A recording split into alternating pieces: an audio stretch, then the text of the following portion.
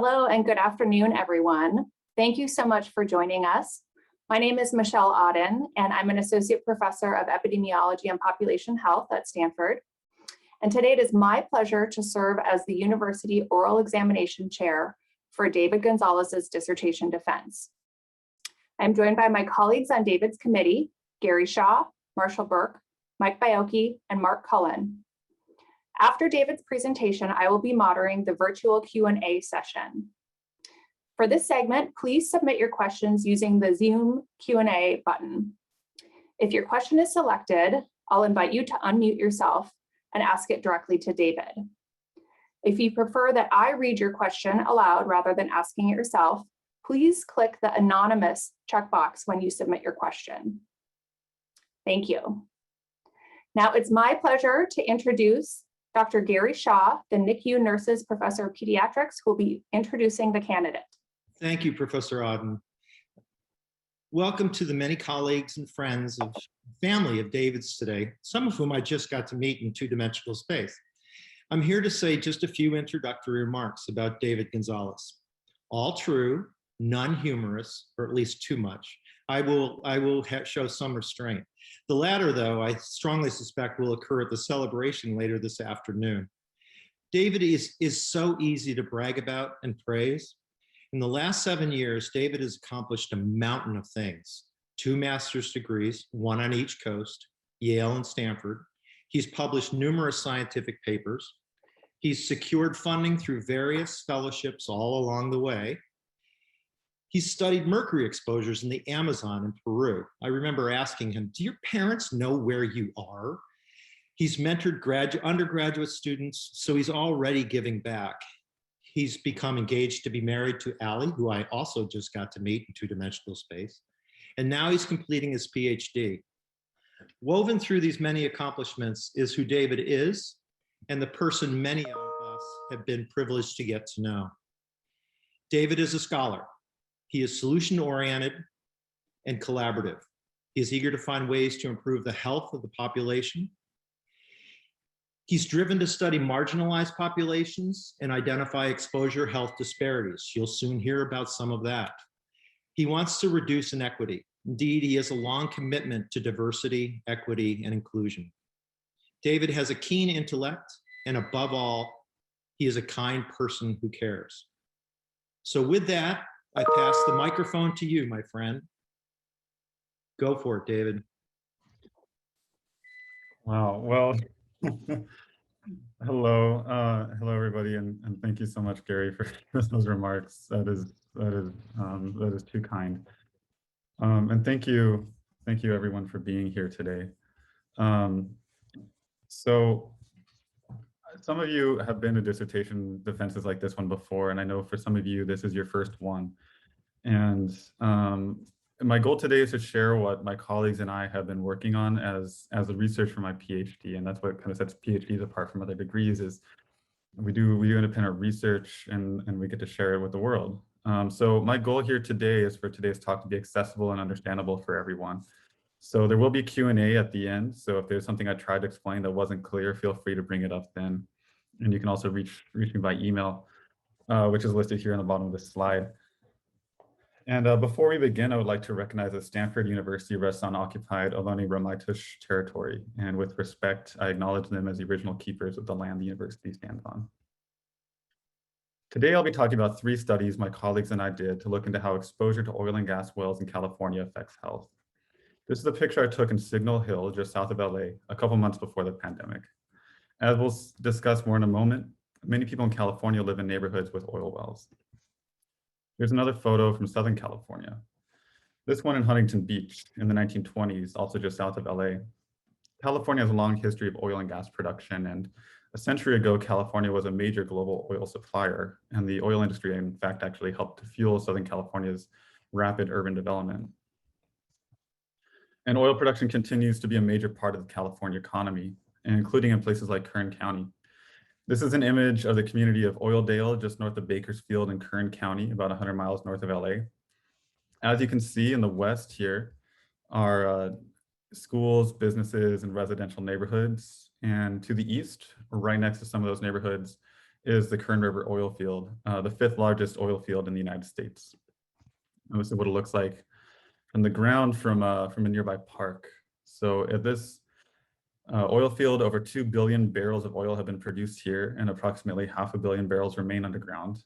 And for years, people who live near oil fields like this one have raised concerns about how it adversely affects their health. This issue is not unique to places like Bakersfield. We estimate that about 1.5 million Californians live within 1 kilometer, about 2/3 of a mile of a producing well. And across the US, over 17 million people live within a mile of a producing well. Globally, over an estimated 300 million people live near oil wells. And oil and gas wells are drilled and operated throughout the state, including in and near major metropolitan areas. So these areas highlighted here in red are areas that are within 1 kilometer of a well that was drilled or operated in the last 15 years. And most of the production is concentrated in Kern County, which is highlighted here, and Los Angeles County. So despite widespread exposure to oil and gas wells has received surprisingly little attention from population health researchers until recently. Over the past decade, as you may have heard in the news, there's been a rapid proliferation of hydraulic fracturing in parts of the US, such as this well in Texas. And researchers in places like Colorado, Pennsylvania, and Texas responded and started investigating how hydraulic fracturing affects health. Some researchers have reported higher risk of adverse birth outcomes with exposure to unconventional hydraulically fractured wells, including preterm birth. Preterm birth is defined as delivery at fewer than 37 weeks of gestation, and it may be medically indicated, that is induced due to a clinical decision, or spontaneous, which means we do not know what prompted the preterm delivery. We think of preterm birth as not just one outcome. A preterm delivery at 20 weeks may have different causes and different consequences than a preterm birth at 36 weeks. And preterm birth comes with many risks. It's a leading driver of infant mortality. And in the long run, it's associated with higher risk of adverse health and socioeconomic outcomes. So in sum, when I started my dissertation research, there was mixed evidence that suggested that exposure to hydraulic fracturing may increase preterm birth risk. However, there was less attention to exposure to conventional wells, which are predominant in California oil fields, like the Kern River oil field here. So let me walk you through the 3 studies I'll be talking about today. Spoiler alert, in the first chapter, we found that living near oil and gas wells in California, again, mostly conventional, was associated with higher preterm birth risk. I'll walk through how we reached that conclusion. But after that study, a few questions remained.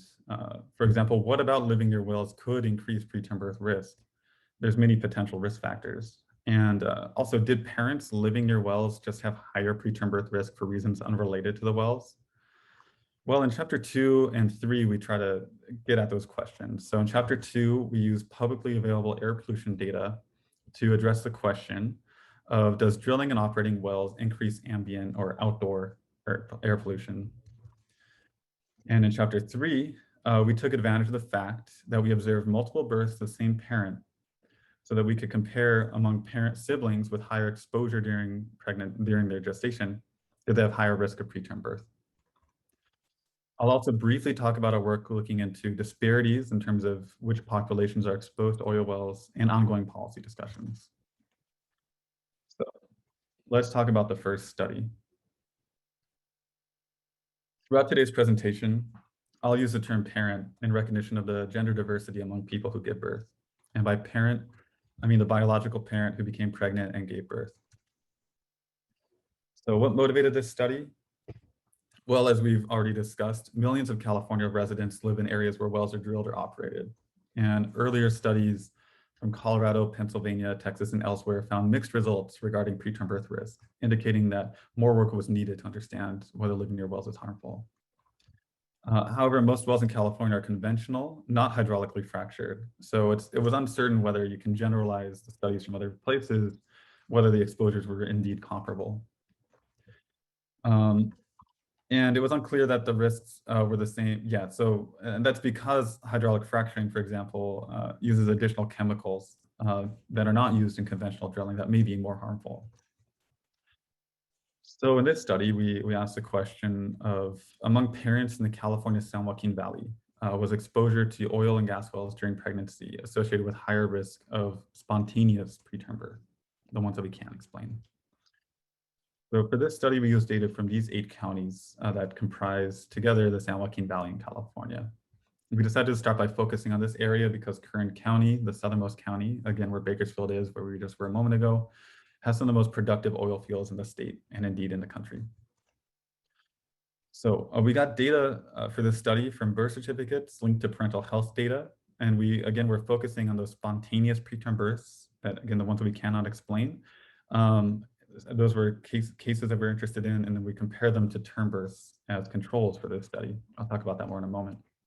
And those were without complications such as eclampsia or hypertension. These are complications of pregnancy that can independently increase risk of preterm birth. We wanted to exclude those births because we wanted to focus on the births that we couldn't explain. So we got a data set of about 225,000 live births delivered in the San Joaquin Valley over a 13-year span. And these births were geocoded to the parental residence at the time of delivery. So we knew the latitude and longitude of where the parents were living, and that allowed us to estimate how exposed they were to oil wells, using data on approximately 83,000 wells that were drilled or operating in California, specifically in the San Joaquin Valley during that time period. And we used what we call a case control design or retrospective design. This is a classic epidemiological study design. Here's a cartoon example of what we did. So we identified preterm birth cases. We figured out where the preterm births were, who they were, and then we put together a comparison group of term births. And the idea is to look back in time retrospectively and see whether the preterm birth cases had higher exposure to oil and gas wells than term birth controls. And then we statistically adjust for other factors that we know can influence preterm birth risk, like the age or educational attainment of the parent. So there are many ways that we can estimate how exposed each parent was to wells during their pregnancy. We use the geocoded addresses and a method called inverse distance squared weighting. So this method accounts for both proximity to and density of the wells. So how we did it, we took all the wells that were within 10 kilometers or 6 miles of the home, that's represented by this circle here, and we measured the distance between each home and each well. Then we took the sum of 1 over the distance. This is a very fancy mathematical way to say just add them up. 1 for each of the distances. We took 1 over the distance squared. That's what the E like sigma symbol means. And that means, for example, a well at 1 kilometer would contribute to this index a value of 1 over 1 squared, or 1. And a well that's 10 kilometers away would contribute a value of 1 over 10 squared, which is 1/100th. Or 1%. So our aim here was to give higher weight to wells that were closer to the home because we thought that those wells would be more harmful. So we did this for each trimester of each birth. And because exposures in different trimesters could have different effects. So for example, it might be that pregnancy, that the window of susceptibility is in the first trimester. So we wanted to isolate that if possible. And we also, as I mentioned, we don't, preterm birth is not just one outcome. So we compared preterm birth at different ages of different gestational ages. So a preterm birth that our cases were preterm births at 20 to 27 weeks. So very early preterm births, 20 to 31 weeks, and then more moderate preterm births at 32 to 36 weeks. And then we compare these all to our quote unquote controls, which were delivered at 37 to 41 weeks. We have all these births, we have all these different groups. And then what we're essentially doing is comparing the groups, the births that had the highest exposure using the index that we constructed, as I explained just a moment ago, to births that had no exposure. And the idea that we're operating on was, if living near wells does cause preterm birth, we're most likely to see an effect among the births that had the highest exposure to oil and gas wells. Again, both proximity to and density of those wells. So let me show these results. So we estimated an odds ratio, or the odds of preterm birth with high exposure to wells compared to no exposure, controlling for other factors that can cause preterm birth, such as the age of the parent or their educational attainment as an indicator of their socioeconomic status, whether it's their first pregnancy or not. So the odds ratio, that's again, the odds ratio, so the odds of preterm birth with high exposure compared to unexposed, that will be shown as points on this plot. An odds ratio of 1 means there's no association. We didn't see any increase or decreased risk. If the odds ratio is greater than 1, that means we see a higher risk of preterm birth with exposure to wells. And if the odds ratio is lower than 1, that means being near wells decreased risk of preterm birth. We also estimated 95% confidence intervals. So this is one way that we can express how confident we are with our estimates. So these will be lines up and down from the points. You'll see them in a moment. And if the points and the lines are both completely above or below 1, we can say that the result is statistically significant. Let me show you those results. So this is for those very early preterm births delivered at 20 to 27 weeks. We estimated the odds of preterm birth with exposure, high exposure in the first and the second trimesters. As you can see, the odds ratio, the points, is above 1. So we saw an increased risk. But the confidence intervals, those lines, cross 1, that means we can't exclude 1, that means it's not a statistically significant result. Here's the results for the other gestational ages. I note that those early preterm births don't reach trimester 3, so we didn't estimate that. So preterm births at 28 to 31 weeks, again, we see high odds ratios that are above 1, so at about 1.17. So we see about a 70% increase in the risk of preterm birth with exposure to wells. And this is a statistically significant result, as you can see, because the confidence intervals are completely above 1. For later preterm births, the 32 to 36 weeks, we did not see any effect. You can see the odds ratios are just about 1. We saw significantly higher risk of preterm birth at 20 to 31 weeks. Keep that 20 to 31 weeks in mind for now, please. I'll be referring back to that later. So we saw increased odds of preterm birth with high exposure using the index that I told you about.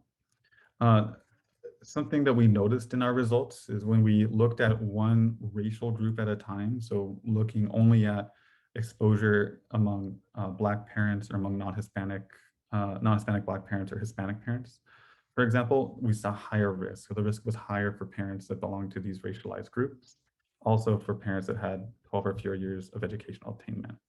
So this suggests there might be some sort of interaction with structural racism, something that we want to explore more. There may be, and this effect, or not effect, but this association that we saw may be attributable to air, water, noise pollution, or other stressors with living near wells. We'll talk about that more in a moment. This study is published, so it's available in the journal Environmental Epidemiology in open access. And I definitely want to acknowledge my co-authors. This was a team project, so thank you everyone that helped on this project. So when we finished this study, there were a couple of questions that remained. So what about living near wells could cause preterm birth, if living near wells does cause preterm birth? And could there be other explanations for what we saw? Could it just be that parents that live near wells just happen to have higher risk of preterm birth for reasons unrelated to oil and gas wells, such as maybe their genetic factors or socioeconomic factors that we didn't control for? In the next few chapters, we're going to address these questions specifically. So, chapter 2. Water break for a second. Chapter 2. So in this chapter, we're looked at explicitly at air pollution coming off of oil and gas wells. So our group and others have found that living near wells increased risk of many adverse health outcomes was associated with increased risk of many other outcomes. None of the studies have been causal. I want to be clear about that. But it's not clear what aspects of living near wells could confer a higher risk of preterm birth and other adverse health outcomes. And it could be, for example, air pollution, water pollution, noise pollution, other stressors, or a combination of all these factors associated with living near wells. It's simply not feasible to do personal monitoring. As I mentioned, we had data on 225,000 pregnancies over the course of 13 years. And other studies have millions of pregnancies involved. It's just not feasible for us to personally monitor everybody. So we can try to approximate how we can try to use other methods to try to understand how living near oil and gas wells might affect your exposure to specific chemical pollutants. And we can do that by using daily air quality data that are available from an existing network of air monitors across the state. So we had two questions in this study. To what extent do drilling and operating wells increase concentrations of ambient air pollutants in California? And if we do see higher concentrations of air pollution near wells, at what distance do they decay to background levels? So basically, how much and how far? So we used, as I mentioned, data on the network of air monitors that is already existing throughout the state. We got data from 314 monitors. That's the little triangles on this map of California. As you can see, they're spread out throughout the state. And we obtained 14 years of data, of air pollution observations from hundreds of these high quality monitors, adding up to over 1 million daily measurements of air pollution concentrations.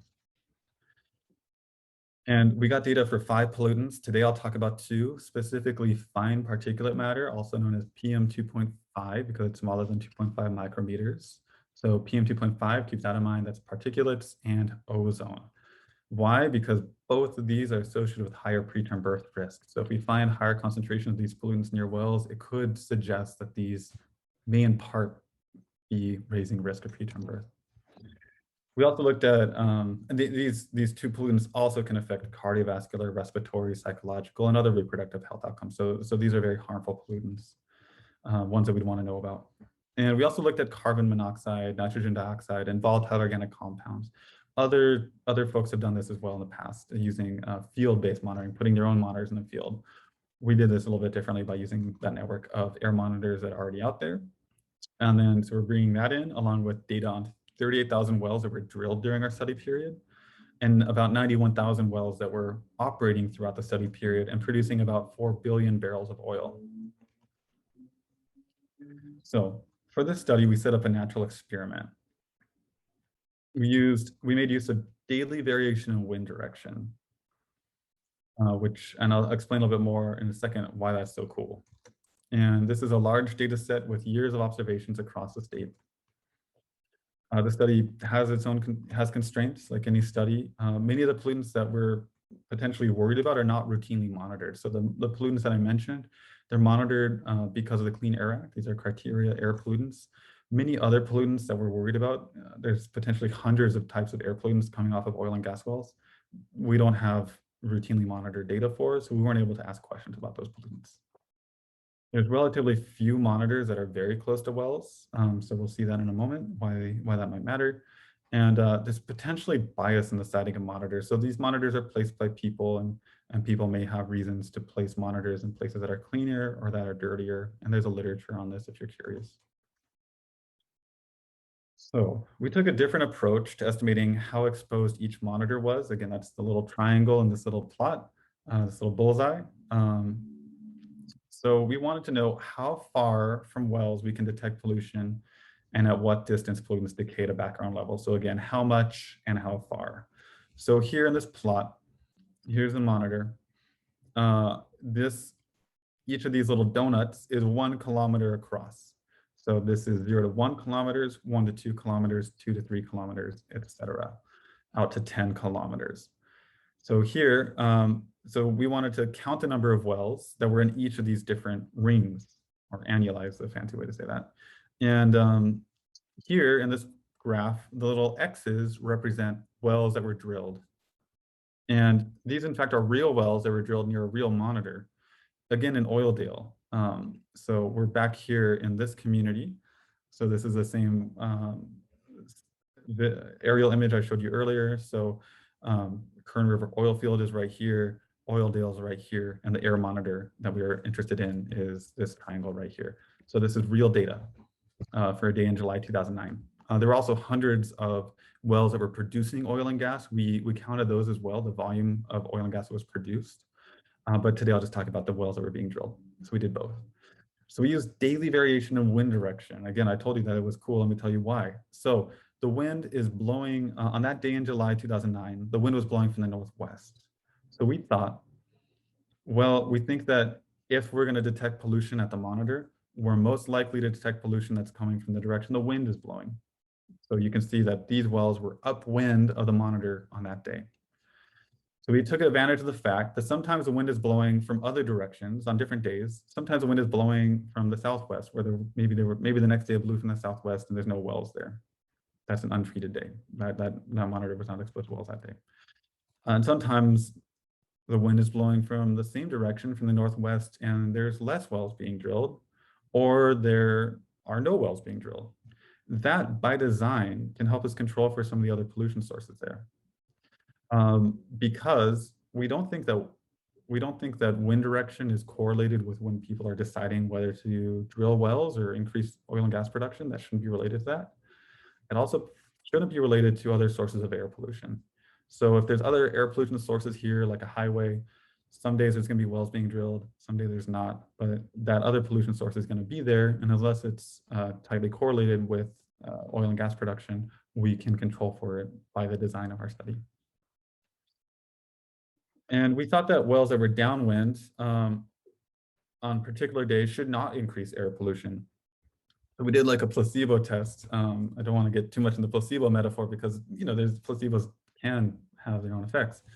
But we thought, in this sense, placebo means we didn't think that wells that were downwind should increase pollution. So we said, okay, well, we think that wells that are upwind should increase pollution, and drilling more wells downwind should not increase pollution. That's how we designed this. So we have our placebo test with downwind wells. So in this study, we compared monitors to themselves using a technique called fixed effects. If you know what they are, great. If you don't, what it means is we're comparing the monitor to itself. So we're comparing the monitor to itself on days when there was wind blowing from wells, and on days when there was wind blowing not from wells, or with fewer wells. We also controlled for geographic factors like the county, the seasons, because air pollution will change because of county regulations, seasons, whether it's raining or the temperature, and just general time trends. Maybe technology is improving, maybe air pollution is going down through time. We're going to control for all of that because we know that's not related to oil wells. And we estimated how much drilling, so we specifically estimated how much drilling and operating wells increase concentrations of particulate matter, the PM2.5, and ozone. With our downwind placebo, those wells that we didn't think should increase pollution because they're not upwind of where the monitors were. So before I show you our results, just wanted to walk through how we're going to present them. So we want to know if drilling or operating wells increase pollution. If so, how much and how far? So this plot shows how much additional air pollution on the y-axis right here we detected from drilling one additional well in each of these different distance bins on the x-axis. So these are the little donuts. So the 0 to 1 kilometer donut, the 1 to 2 kilometer donut, out to 5 kilometers. We didn't see anything beyond 5, so not reported. So I'll show you how PM2.5, so particulates and ozone concentrations were affected by drilling wells first, and then I'll show you what we saw when production increased, when there was higher production volume. So again, there's two different stages of wells that we're interested in: drilling new wells and increasing production. And then for each pollutant distance, I'll show you our estimate of how much pollution increased, how much pollution there increased, if any. In this case, again, we're going to show 95% confidence intervals, a way to express our certainty or uncertainty with these estimates. If the 95% confidence interval is completely above or below 0, we can say that's a statistically significant result. So for PM2.5, without any further ado, so our estimates were for drilling an additional well between 1 and 2 kilometers from monitors upwind, we saw a 2 microgram per meter cubed increase. So for each additional well on days when they were being drilled upwind, we saw about 2 micrograms per meters cubed more PM2.5. If you're wondering whether that's substantial, it is. There's several studies that have found that higher exposure to PM2.5 and those kind of concentrations can adversely affect health. And again, this is just for one additional well. So if there are multiple wells being drilled, there would be more pollution. You'll note there's no estimates for under 1 kilometer because as a limitation of the study design, we didn't have any wells that happened to be close enough to monitors that were being drilled during the study. So we saw, so how much? A substantial amount. How far? We saw it out to 3 kilometers. Beyond that, it decayed the background levels. How about our downwind placebo? In our placebo test, as we expected, drilling wells downwind did not increase air pollution. So we didn't see any additional pollution when the wells were being drilled downwind. And we think this is pretty compelling evidence indicating that drilling wells substantially increases air pollution. So when there are wells being drilled upwind, see a substantial increase. Wells being drilled downwind, no increase. We saw a similar pattern for ozone. So here, these are the results for ozone in parts per billion. That's a ppb on the y-axis. So you can see there's a statistically significant increase of about 0.35 parts per billion of ozone for one additional well being drilled within 2 to 3 kilometers. Why not closer? One potential explanation is we expect particulates to be emitted directly. So you're kicking up dust or you're operating diesel equipment that can be emitting PM2.5. Ozone is not directly emitted.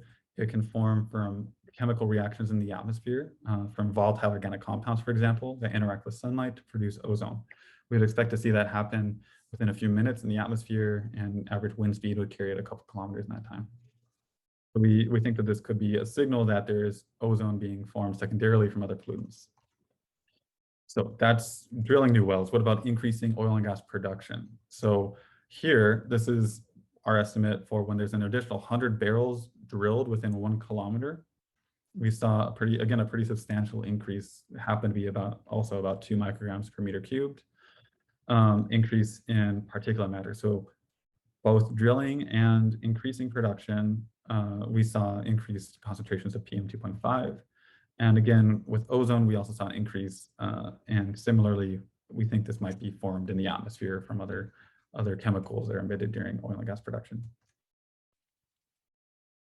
So both drilling and operating wells significantly and substantially increased air pollutant concentrations of PM2.5 and ozone. These are the letters, the chemical notation for that, as well as carbon monoxide, nitrogen dioxide, and VOCs or volatile organics. We saw all of them. I showed you PM2.5 and ozone.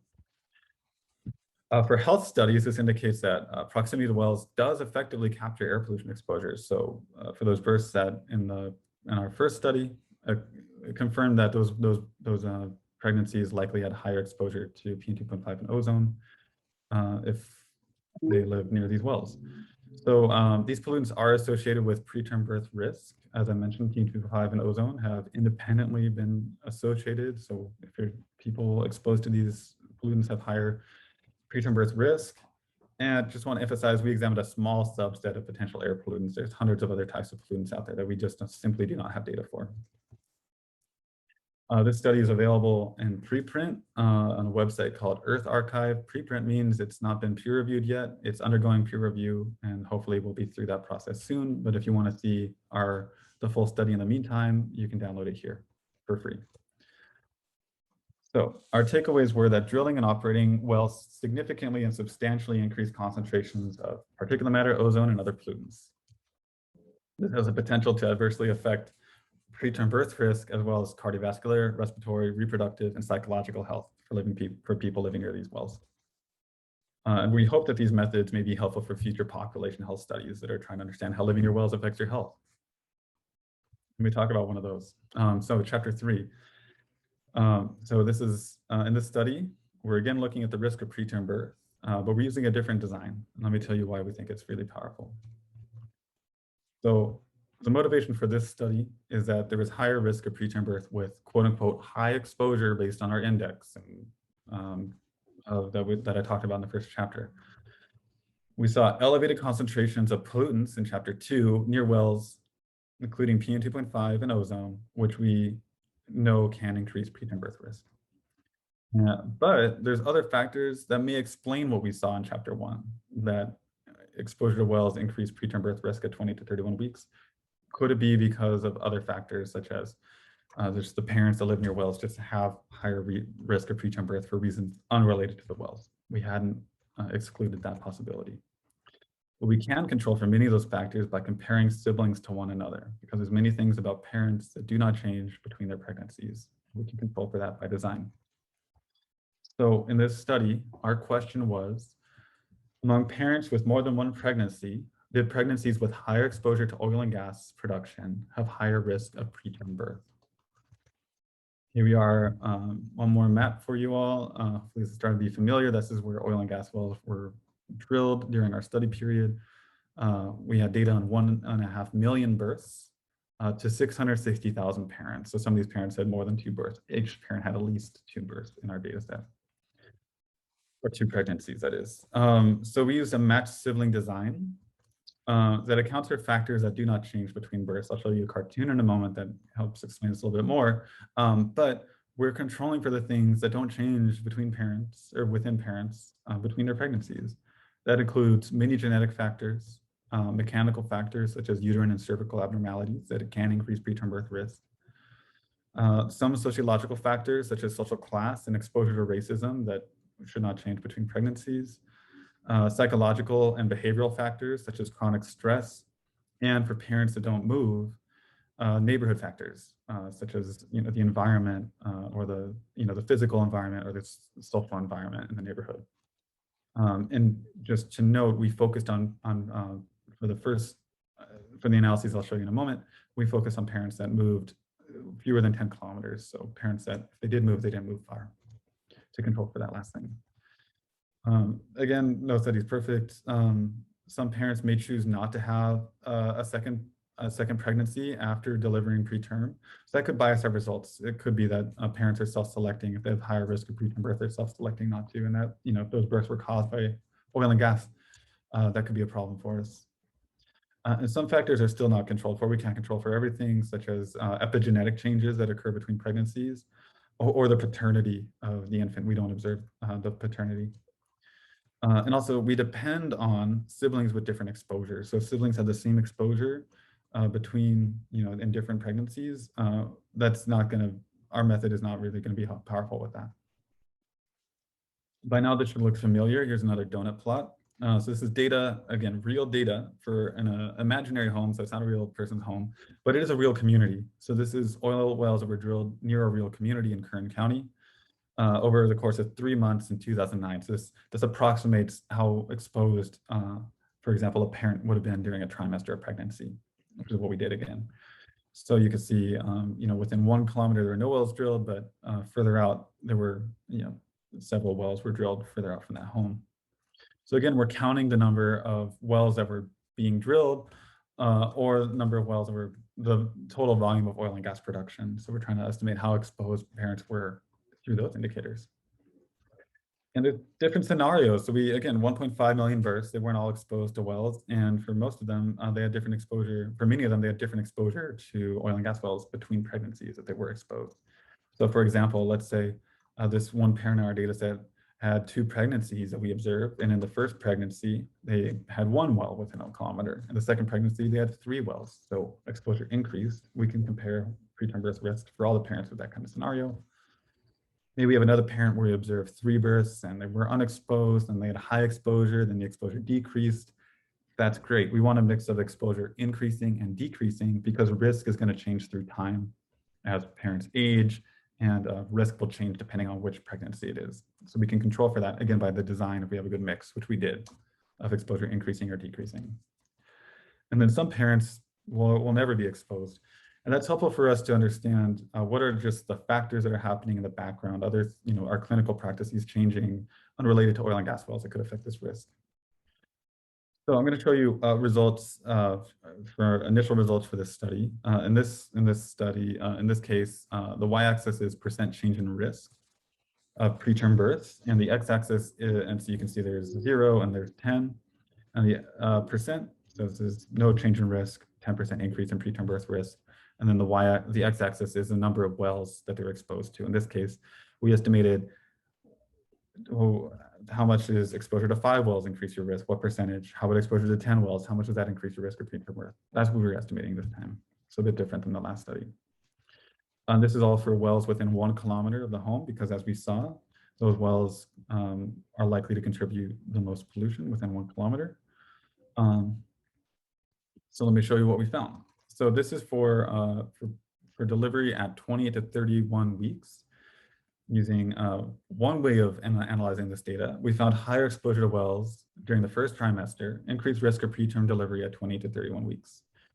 By now, you should recognize the 95% confidence intervals, that's this band here. It crosses 0, so we cannot say this is a statistically significant result, but we did see some increased risk.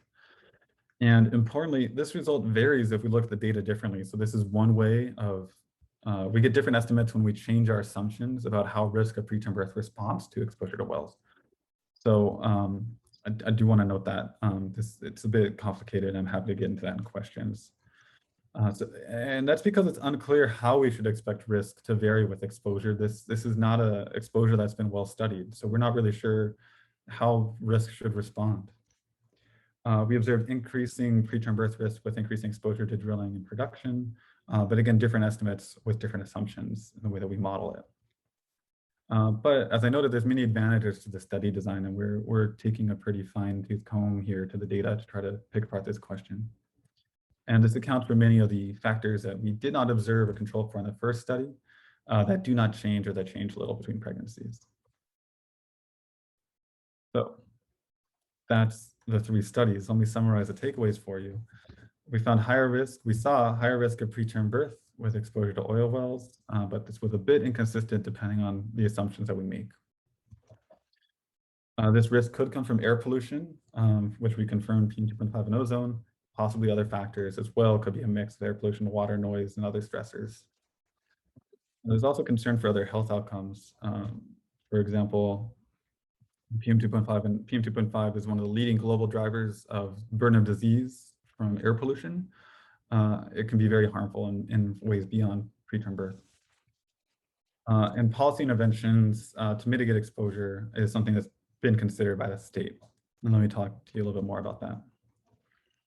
So here's some more pictures. These are oil derricks in the Guadalupe oil field. This photo was taken in 1989, just a few miles from where I grew up. It's also the site of the largest. So I just want to share a moment. Like, one of the reasons I got into this work is because I grew up near it. I'm not on the fence line, but grew up in the part of California that does produce oil, has an oil refinery, also has the largest oil spill in the state, and one of the largest in the U.S. actually. So Guadalupe, this is near San Luis Obispo, west of Kern. About 12 million gallons of oil and gas spilled over the course of several decades due to negligence. It was known but unaddressed. Next to a community, not the one that I grew up in, but a neighboring community that was 90% Latinx. So this spill isn't well known, and I didn't really know about it most of the time I was growing up, but looking back, it was very enlightening to understand like how oil and gas can affect communities and health. Wetland communities have been raising concerns for neighborhood drilling for years, and many groups have called for setbacks or buffer zones between wells and sensitive receptors, including homes and schools. And currently these protections do not exist in most of the state, though some municipalities and counties have them. And regulatory authority for oil and gas wells does exist at the city, county, and state levels. Last fall, or late last summer, Ventura County in Southern California approved a setback between wells and homes of about 2,500 feet. Our 2020 paper, the Chapter 1 paper, was among the studies and testimonies that were taken into consideration to make this decision. At the state level, there's been recent action on both the legislative and administrative branches as well. In the past year, the California legislature has considered 2 bills that would create setbacks between wells and homes. AB 345 failed to make it out of committee last year, and SB 467, both of these bills would have created setbacks, failed to make it out of committee earlier this year. A few weeks ago, Governor Newsom issued an executive order banning hydraulic fracturing by 2024. However, as I mentioned earlier, hydraulic fracturing comprises a minority of oil and gas production in the state. Most people live near wells, do not live near fracking. And Governor Newsom also issued a directive calling for an end to oil and gas production by 2045 that made California the first jurisdiction globally to have such a restriction. However, neighborhood drilling in the short term has not been addressed. CalGEM, the state regulatory agency that oversees oil and gas, is engaging in a rulemaking process that could result in setbacks. That's an ongoing conversation. Let me talk about my future directions. Well, just for an easier transition here, I hope that the evidence that I've shared with you today, the studies I've shared with you today, are are going to be relevant for these sorts of discussions. That's why we do this work. And I hope to continue doing this kind of work. So my future direction is across the bay to UC Berkeley. So I'll be doing a postdoc with Rachel Miller-Frost and Sean Casey. Very excited to get started. And I'm planning to extend the work I shared with you in several ways during my postdoc. There's other reproductive health outcomes we're interested in: fetal growth, birth defects, parental health like hypertension and diabetes. I'm working with colleagues at UC San Francisco and Berkeley already to look at how living near wells might affect the risk of COVID infection and mortality. And I'm also working with some students right now to look at environmental equity. So do neighborhoods that were historically segregated by policy have more wells, and are racially and socioeconomically marginalized people disproportionately exposed to wells? Others have looked at this and found evidence that yes, it is. And again, frontline community members have been calling attention to racial disparities for a long time. We're trying to go in and understand a little bit more about what's happening and why, how it came to be. So let me show you just a taste of what we're doing with oil and gas and disparities in exposure. This is a plot using data from the U.S. Census and oil and gas production data pre-production. This is pre-production data from the last 20 years. And what we're seeing here on the y-axis is what we call an exposure ratio. So it's a proportion of people exposed to wells compared to their proportion statewide. So we can see that throughout most of the last 20 years, the proportion of people living near wells that were Black was about twice the proportion of people statewide. So Black people are disproportionately represented among people that are exposed to wells. Similarly for Hispanic and Latinx people. As you'll note here, white people have not been disproportionately exposed to wells, but racially marginalized people have. And similarly, people living in poverty have disproportionately high exposure to wells. So that's the yellow line here. So about a 50%, people living near wells are disproportionately people living in poverty.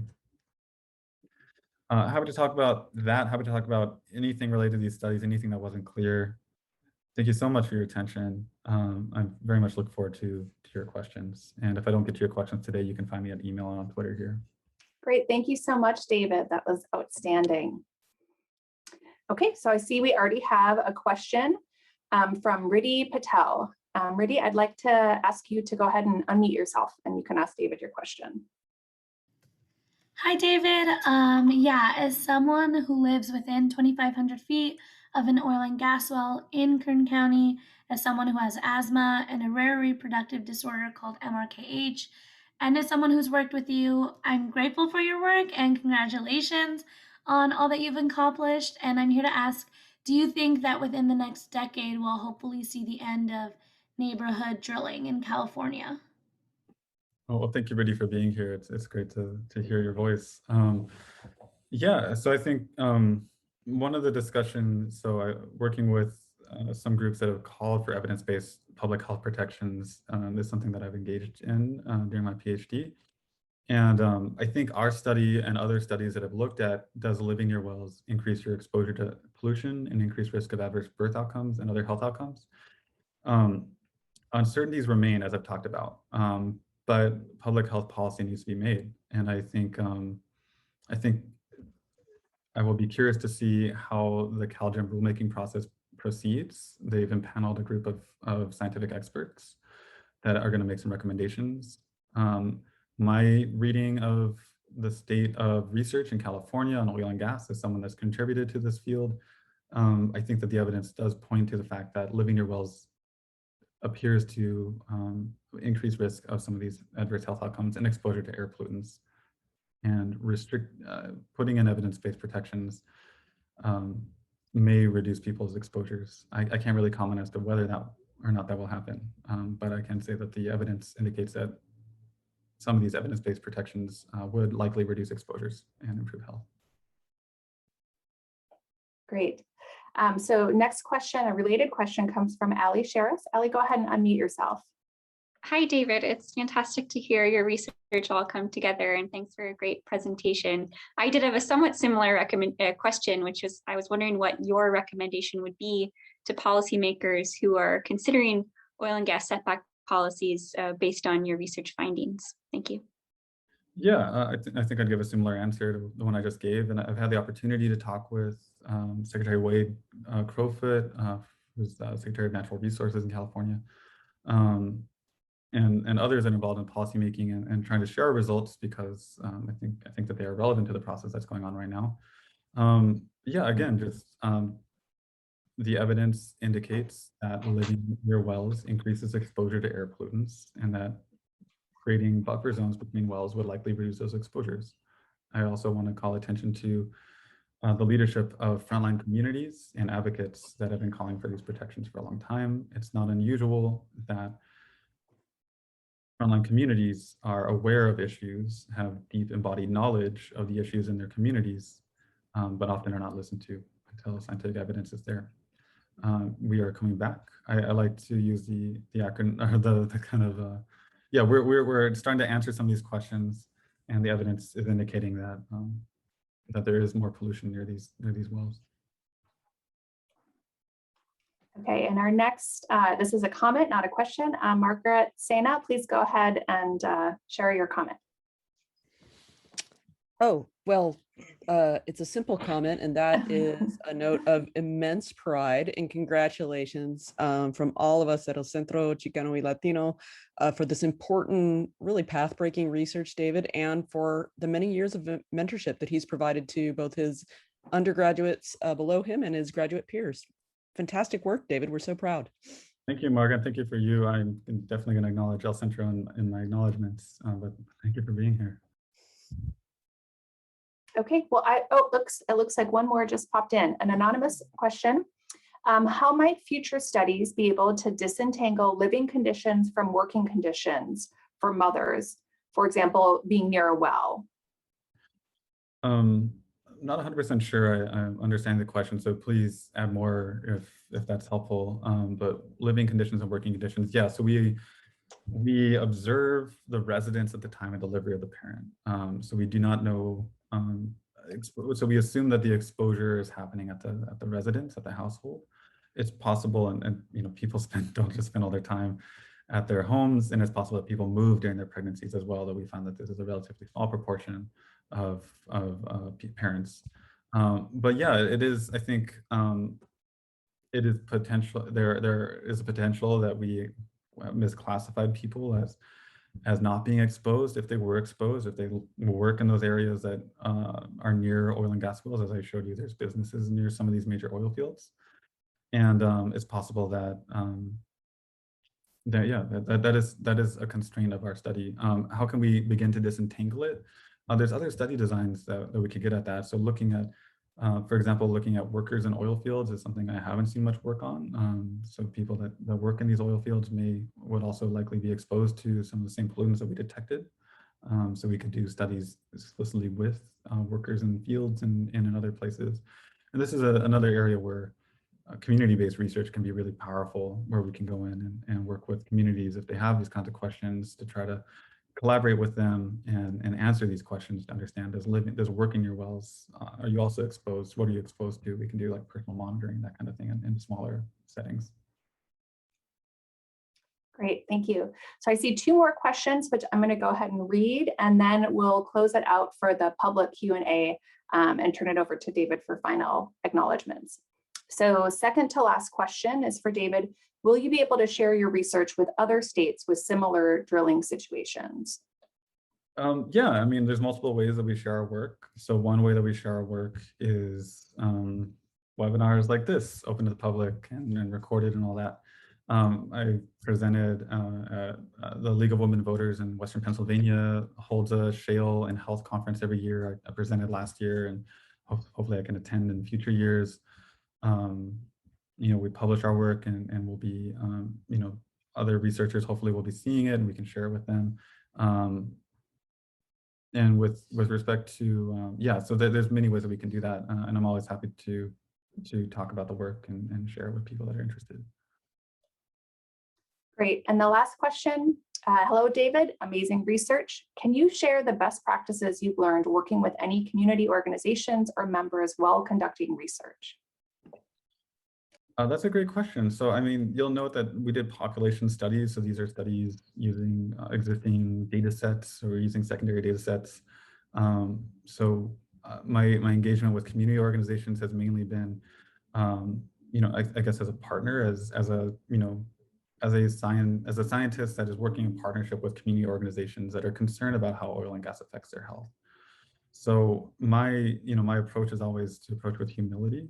We in academia have, certain forms of expertise, and communities have other forms of expertise, as I mentioned, embodied knowledge.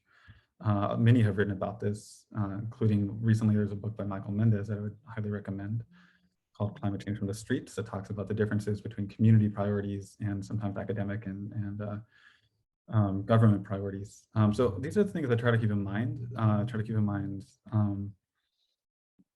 don't know if I would say anything's a best practice. I think, each organization is unique, each community is unique, each issue is unique. But what I've noticed is, I think taking a holistic view and being ready to listen, being present, that's something that I've seen has been beneficial. I attended some community meetings in Lost Hills when the state was considering some air pollution monitoring campaigns there, and just being there, I was able to interact with some people, meet some people, and I think showing up matters, and I'm glad that I did that.